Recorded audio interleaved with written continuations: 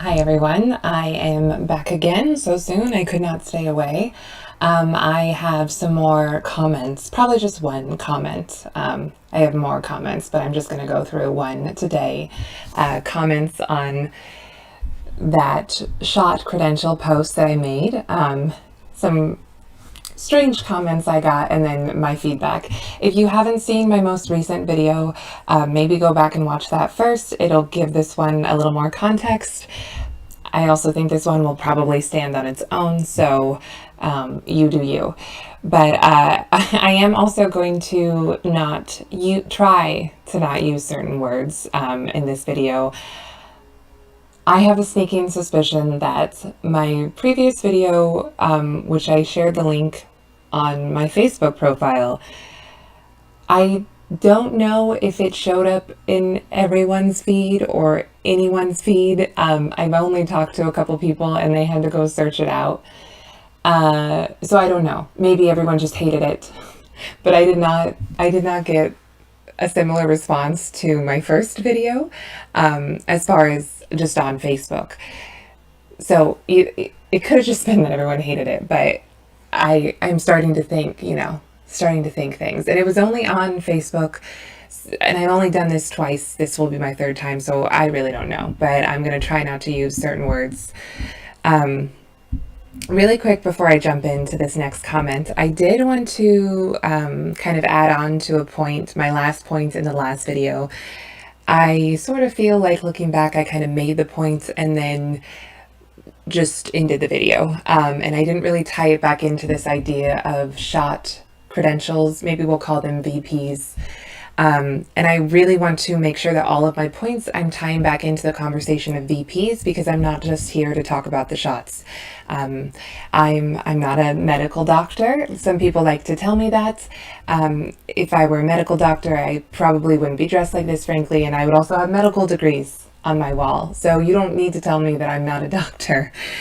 But since we all understand that I'm not a doctor, I'm not trying to just talk about the shot or just talk about something that's chick fearmonger or something like that. I really want to tie it all back into the conversation around VPs, which I am vehemently against. Not vehemently. I should have just gone with saying that once, not twice. I was really testing my luck there. I'm not vehemently against the shot, just against VPs. But in order to talk about VPs, obviously we have to talk about the shot. It's kind of hard to have the conversation without talking about the shot at all. So with my last point in my last video, I had mentioned that we are seeing some cases of fully vaccinated individuals later testing positive for COVID. Some people getting so sick, getting sick enough to need hospitalization or other medical intervention. And I'm not saying this is a lot of people we're seeing, but if we're talking numbers, like we know, the U.S., the CDC just pulled the J&J in the United States indefinitely. And that was allegedly based off of 6 cases of blood clots, one of which ended in death. I mean, serious cases of blood clots, obviously, but 6 allegedly. So that was 6 out of 7 million who had received that shot. So if we're going to be concerned about, if they were so concerned that they pulled that, then I'm not going to toss away numbers of people who've been fully vaccinated and then later test positive for COVID, because it's been more than 6 as far as we know. And like I said in the last video, Fauci's explanation for this was that possibly these people, their immunity had waned, or they had come into contact with new variants. Again, speaking as not a doctor, I'm just going to offer to you that going with the former explanation, if their immunity waned, I just want to offer to you that the first person to be vaccinated against COVID in the United States, it was just in December. So we can all do the math. That's like 4 to 5 months maybe. And are we already seeing immunity from those really early shots wane? We don't know. That was my point in the last video. We don't know. We don't know whether these shots confer immunity, whether they stop you from transmitting the virus, or whether they just stop you from getting sick from the virus or as sick from the virus. They make your symptoms less severe. We don't even know about natural immunity right now from the virus, from you getting the virus and then getting sick and then getting over it yourself. So there's a lot we don't know. And I just want to wrap up that last point and tie it back into VPs and the fact that with everything that we don't know, with the J&J shot just being pulled, it is clearly way too soon to be talking about VPs. I would argue we should never be talking about them because I think that they are an infringement on personal liberty, medical privacy. I think medical privacy. That's why I'm not a doctor. I think that they are going to pave the way for discrimination, active, legal, allowed discrimination. I just don't think they're the way to go, but for sure, right now, we should not be even discussing them because they are not telling us who is safe to be around. They are not telling us what venues are safe to go to. They're not, because we actually don't know how the shot works. We don't know whether the shot makes you safer to be around. So right now, anybody who's testing out VPs or adopting VPs in the United States, it is a method of control. It is a method of breaking down shot hesitancy, breaking down resistance, and telling more people to get the shot. That's all it is. It's not, and it's under the guise of trying to keep people safe. And it's not right now because we actually don't know how the shots are working. So maybe let's deal with one thing at a time. And I'm going to deal with this next comment. All right. So the next comment I got on this post, which I so respectfully wrote, and it's on my Instagram. The link is in the description. The next comment was, you're saying you don't want to have consequences to your choice. Your consequences will be passed on with far more severity to those who are most vulnerable. All right, unnamed commenter who will not be named. I'm so glad you brought up consequences for your choices. I love those, and I love talking about those. Over the course of the past year, I feel as though society has moved away from personal responsibility and personal accountability and more towards victimhood and blaming the other, whoever the other is in your case, and moving away from actually taking responsibility for your actions, taking the consequences for your decisions. And this is not just surrounding C19. I see this surrounding a lot of issues in society. That's just my opinion. The whole reason I started this YouTube channel is that I changed my mind a lot in the last year, like a lot. So I'm willing to change my mind. I'm flexible, and I'm proud of that. You know, I'm not stuck in my ways. So if you want to change my mind, go ahead and change it. But that's my opinion. I live in one of the most lockdown areas, in one of the most lockdown states. We have been in some form of lockdown since March 13th or 14th of 2020. It's been different degrees. There's been a lot of colors involved. Frankly, it is very confusing to me, and I kind of stopped paying attention a long time ago. But allegedly, we're going to be open in 2 months, 2 months exactly from today, fully open. But who knows at this point? And obviously, our governor had a lot to do with that lockdown. Other people who weren't even elected by the public, they influence that decision, they encourage that decision, they have a hand in that decision. And there's no public recourse, to even attempt to recall these individuals. They have no accountability, essentially, to the public. And I want to ask you, who bears the consequences of those extended lockdowns, those harsh lockdowns, sometimes completely non-scientifically based measures? Who bears the consequences? And I will answer you who's bearing the consequences. I am. And my family is. And my community is. I see a lot of people bearing the consequences of other people's actions, other people's decisions. I want to share with you, by this point we know very well, and I'm not going to share links to this research because you can find it on your own.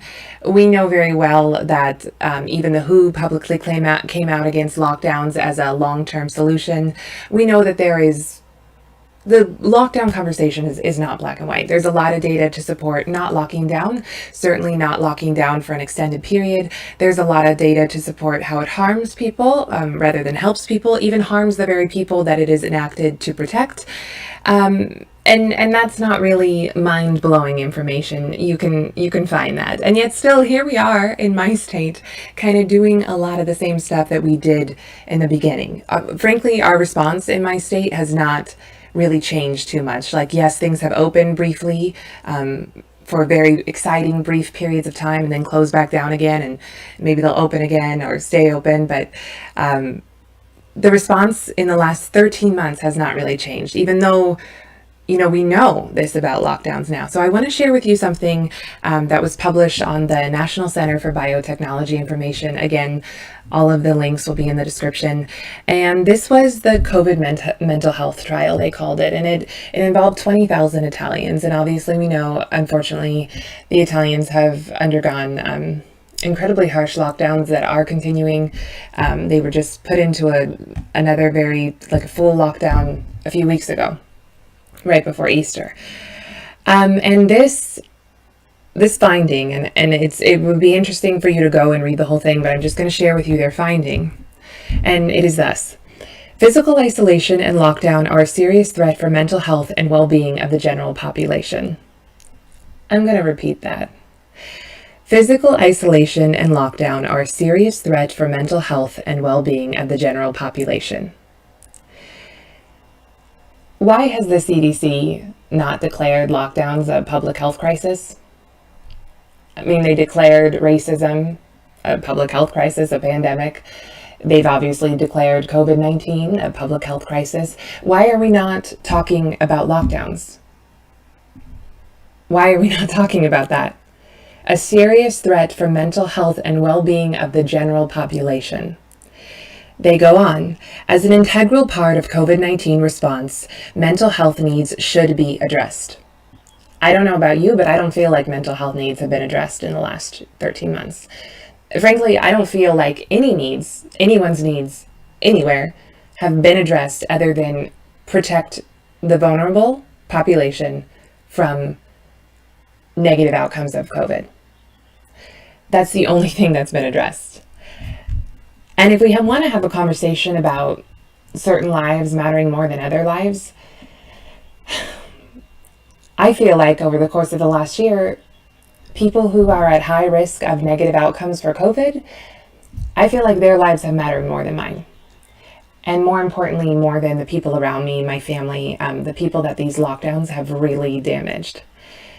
And I'm not saying that to demonize those people who are at high risk. Their lives matter. They do matter. And I want everyone to be protected. I want any death that is preventable to be stopped. But are we raising up a certain section of the population to the detriment of the rest of the population? And funnily enough, lockdowns, it's not like they help this one minority of the population and then they hurt everyone else and everyone else just has to deal with it. Lockdowns also hurt the people that they are trying to help, the people that they claim to help. The people who are elderly and have compromised immune systems, they aren't immune to financial effects from the lockdown, which causes stress. They aren't immune to feeling depressed from lack of work or lack of seeing friends and family, lack of physical interaction. They aren't immune to the stress from watching the news and knowing that they're in the vulnerable population. I mean, they're not immune to the stressors and the actual damage caused by lockdown. So this, again, is really not a black and white conversation where it's just, okay, everyone else has to do everything they can do to save this one population right now because we're in a crisis. This is not that kind of black and white conversation. Maybe it was at the beginning, In the beginning, I was all for 2 weeks to slow the spread. I was all for, whatever we need to do, shutting everything down when no one knew what was going on. Early death estimates for this in the United States alone was 2.2 million deaths. And we realized rather quickly that that was based on an erroneous model. And we realized rather quickly that thankfully, that was not to be the case. This was not as bad as we thought it was going to be. That does not mean that it's not bad or it wasn't bad. I say that with compassion for everyone who is no longer with us and everyone who's lost someone. But we can also still hold that and also have the conversation about how it wasn't as bad as they originally projected it to be. So yeah, in the beginning, I was all for that, but I think it is strange that we haven't really reevaluated our response in any way. Yeah, we're still doing a lot of the same stuff that we were doing in the beginning, and I don't feel like mental health needs have been addressed. I don't feel like financial needs have adequately been addressed. I am sorry, but $1,400 from any president, I don't care who you are, is not helpful. Certainly, I'm not going to toss it away, it's $1,400, but it is a finite amount of money. If you're lucky, at the most, it is maybe a month of wages, maybe a little over a month, depending on your income. It's not a COVID relief package. It's not any kind of help. There's been no real addressing of the issues that have been brought on, not by COVID, but by the response to COVID.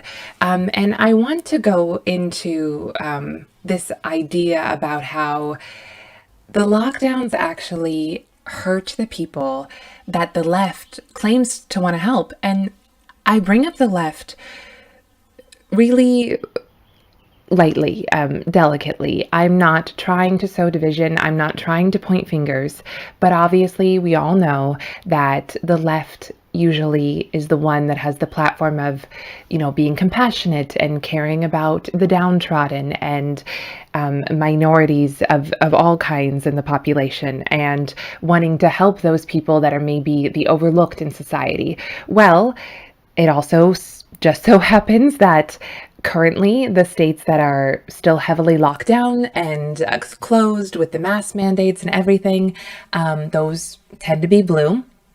And the states that are open and have dropped their mask mandates, a lot of those tend to be red. It doesn't fall perfectly, but that tends to be the thing. And by the way, I said this in the last video, but I want to be really clear. Yes, I am against mask mandates. And no, that does not mean that I am against wearing a mask in any context. When a state drops a mask mandate, you can still require it inside your business. You can still require it inside your home. You can still choose to wear one. Many people do in those states. It's just the state is no longer mandating it across every, situation, because I really believe that individuals and households are better able to make decisions for themselves than the state. And that's been evidenced in this lockdown, because there's someone out there who's making a decision for me and telling me that this is the way to go, but it's actually been super detrimental for me. And if they knew me individually, and I understand all our leaders can't do that, but if they knew me individually, they would understand that actually, no, I am better able to make decisions about serious mental health and physical and financial and emotional issues that I have. So yeah, certain people are harmed more than others by these lockdown policies, and they happen to be the very people that the left claims to want to help. And this COVID mental health trial found that female respondents and people with pre-existing mental health problems were at a higher risk of developing severe depression and anxiety symptoms. Obviously, that's not, groundbreaking, like I said, but it's just interesting, right? Women tended to be more affected, or at least they reported being more affected. Sometimes men underreport, and people with pre-existing mental health problems. So that's interesting. That's interesting. Women are the people that the left claims to want to help. People with mental health issues, the poor, immigrants, small business owners, people of color. All these exact people are the people who have been harmed the most, as far as we know, by lockdowns. And I want to share with you something now from the BMJ, which is a peer-reviewed journal published by the British Medical Association, and it's kind of along the same lines. Again, it's nothing groundbreaking. It's nothing you haven't lived yourself for the past 13 months or can critically think and get there on your own, unlike some people in government. But I love the way that it's worded, and I think it ties in perfectly. Again, the link is in the description. So this paper reads as this: the underlying assumption of any public health intervention is that it will enable more people to live longer and healthier. Application of the physician's oath, first do no harm, to public health means that positive outcomes of public health interventions need to outweigh any negative effects. You know I'm going to read that again. Positive outcomes of public health interventions need to outweigh any negative effects. Is that where we're at right now? And I'm seriously asking, not rhetorical. I mean, to a certain extent it is rhetorical because you're not there. I hope you're there, but you're not there speaking back to me, but you can speak back to me in the comments. Is that where we're at right now? I don't believe it is. I'm biased, but I don't believe that it is. And I don't believe that anyone in any level of leadership in this whole thing has given any thought to that. It has purely been to protecting the vulnerable from COVID. Don't protect them from anything else. Don't protect anyone else from anything else. Just protect the vulnerable from COVID. This paper goes on. Therefore, the task for public health is not simply to consider the lives that may be saved by policy efforts to limit viral spread, but more importantly, to consider the total number of lives saved and lost as a result of the epidemic and responses to it. I think that is the most important sentence in this whole paper, possibly in this whole video, so I'm going to repeat that and then I'll stop repeating so much. The task for public health is not simply to consider the lives that may be saved by policy efforts to limit viral spread. More importantly, it's to consider the total number of lives saved and lost as a result of the epidemic and responses to it. I don't believe that that is what we've been considering. The total number of lives that we've saved and lost as a result of our response to the epidemic and also the epidemic itself. It goes on. Studies in high-income countries relying on aggregate data show death rates tend to fall as unemployment rates increase, which is interesting, but they claim that it's based off of the fact that there's fewer cardiovascular events and also fewer car accidents. However, research in low and middle income countries, however, has found higher mortality rates during economic recessions. The health consequences of economic downturns are likely to be felt more acutely among already socioeconomically vulnerable populations, suggesting that economic shocks will widen health divides. So we're so concerned about inequities in society. Obviously, healthcare inequities, financial inequities, access to healthcare, all of that. Well, lockdowns are widening that divide. And again, it's no shock, it's no surprise that people who are socioeconomically vulnerable are going to be more affected by these lockdowns. And that includes people who are socioeconomically vulnerable and also vulnerable to negative outcomes from COVID. That doesn't preclude them from being socioeconomically vulnerable to the response to COVID. The economic shock caused by efforts to contain SARS-CoV-2 is larger than that arising from the 2007 to 2009 financial crisis. It is therefore critical that models that aim to understand the effect of COVID-19 policies on health also consider lives lost as a result of the economic consequences of the response to the pandemic to avoid portraying a false choice between the economy and health. A false choice between the economy and health. I know I said I wasn't going to repeat anything else, but that is right on point, a false choice. Ever since I started being openly critical about lockdown policies, and questioning respectfully lockdown policies and being openly in support of the recall effort from my governor who's enacted these policies, I have been told time and time again by compassionate folks on the left that I am selfish. And I've been told that I think the pandemic won't affect me. I'm still trying to figure that one out, frankly, because the pandemic's affected everyone. And certainly the response to the pandemic has affected me greatly and my family. I think people think that I look healthy and I look like I take care of myself. Possibly I look wealthy, and I look like I'm doing okay. And so people see that and they hear what I'm saying and they don't really listen and they label selfish. You care more about the economy, you care more about jobs, you care more about capitalism, you care more about yourself getting back to your own life than you do about actual lives. And that is, exactly as this paper says, a false choice. The health of the economy affects personal and also public health. You can't shut down everything and tell people they're non-essential and tell people they can't see their loved ones, they can't touch anybody, and tell people to stay indoors and not get sunlight, and give people, take away their reason for getting up in the morning and their feeling of purpose, and put them in financially disastrous situations, and do all of this and more, and then also expect them to have positive health outcomes. Our immune system is more than just something inside of our body or the way that our body works together. Our immune system is affected by stress, by lack of sleep. We've all been kept in a constant state of stress during all of this. Our immune system is affected by touch and interpersonal relationships. So to separate the two and to kind of sickly and manipulatively claim that some people are out here caring only about the economy and money and this capitalist society, and other people are out here trying to save lives is disgusting and false.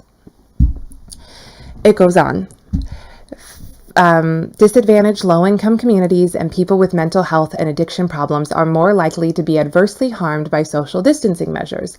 Again, low-income communities, people with mental health problems, women, socioeconomically vulnerable people. This matters because it is these same groups that are most vulnerable to the virus. Models to identify and protect vulnerable populations at higher risk of dying from COVID-19 are valuable, but it is equally important to identify and assist populations most vulnerable to lockdown measures. And again, all of that is at thebmj.com. The link is in the description. So who's bearing the consequences, since this person brought up consequences to me being against VPs? And I'm talking about the lockdown today because I think we're too quick to judge people who are hesitant about the shot or even anti the shot. If you want to have a conversation about VPs, you have to have a conversation about the shot, an honest one. And if you want to have a conversation about the shot and why people are hesitant about it, then you have to have an honest conversation about what's gone on over the course of the past 13 months. And the way that people have been betrayed.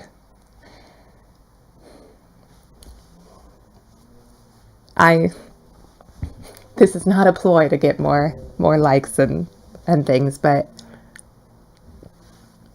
I come from a family that struggles financially, and there's some employment problems. This is embarrassing, not what I'm saying, but this is embarrassing. I need a ring light for blurring tears. And those have been ongoing. They certainly did not start in 2020. They weren't caused by COVID or these poor policies. But they weren't helped.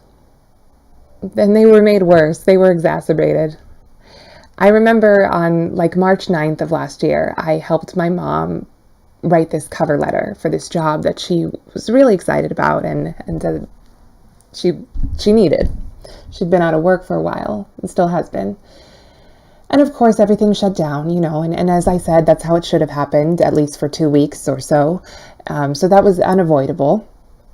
But if you shut everything down for so long, You take away 20 million jobs total, at least, and you tell people they're non-essential. And people who have been looking for work for a long time, out of work, you take away their option of finding work because they were never essential, apparently. It has effects on things. It has effects on things. And the unemployment in my state is a mess. It's not fairly compensated. It's not adequately compensated. There's a lot of fraud. And again, like I said, $1,400 is not solving any issue. It's not. So please don't fool yourself into applauding your leaders who pass a COVID relief bill wherein people get a finite amount of money who've been out of work. People who are already struggling. We already knew about so many of these issues, and the response just took those issues and highlighted them and underlined them and made them worse. And we pretend to care about these issues. Likewise, myself and I come from a family, and I myself am included, that deals with mental health problems. Severe, kind of serious ones. And they did not start in 2020. I'm not going to blame any of that on COVID or the governor, but they were certainly made worse. And there's been no effort to address that. None. And Zoom infinitely and indefinitely does not address that. So, from my own personal feeling about being harmed, and more importantly, because I don't want to make it about me and how I had a negative time in 2020, I am not the only one who feels this way. There are so many of us. And I got to these viewpoints not because, I'm selfish and I want to go out again and I want to live my life again because I'm youngish and healthy. I got to these viewpoints because I've been harmed, and the people that I love dearly have been harmed. And the two people I love most in the world are immunocompromised, and also they are at a higher risk for financial, really negative financial outcomes over all of this, and really negative mental health and emotional outcomes out of all of this. Am I just supposed to care about the fact that they are compromised, they have compromised immune systems, or should I also care about the fact that they need to put food on the table and they need to be happy with whatever time they have left on this earth? So we've really done a disservice in this last year by telling people that certain lives matter more. And if you're someone who's out there demonizing people about how they mistrust the government, or they mistrust the shot, or they mistrust the science, maybe you need to stop and put yourself in other people's shoes for just a moment and see how they got to where they got, or just try to see how they got to where they got, and why there's such a level of mistrust right now. And that all needs to happen, to tie it back into VPs, way before we ever talk about VPs, which again, I don't think we should be talking about, but that all needs to happen first. You cannot just ask people for more and more and more. Stay home for 2 weeks. Stay home indefinitely. Don't see your family. Miss every holiday. Don't see your friends. Wear a mask wherever you go. Wash your hands incessantly. Spray everything down. Don't go to the gym. Don't go to the park. Put masks on your kids. Don't go to school. Figure it out if you're homeschooling and you have a job. Figure out how to work from home. And now roll up your sleeves and do it all and be quiet, because it's your duty and it's for the common good, and shut up, frankly, and just expect people to go along with it. This is not about people being selfish. This is not about people being anti-science. This is not about people being a certain political bent. This is about people. And I had more to say, but I have gone on way too long. So look out for another video from me. I've got more to say on consequences for your actions. And I also have more comments that I got from this VP post, and I'm going to post those comments, and I'm going to post my rebuttal videos. So check out those. And my dad has watched my videos, and he told me that I should ask people to like and subscribe. So I don't like doing that. It feels like I'm asking you for money or love, which is hard to do, but If you want to like and subscribe, I'm not going to hate you for it. All right. Thanks for watching.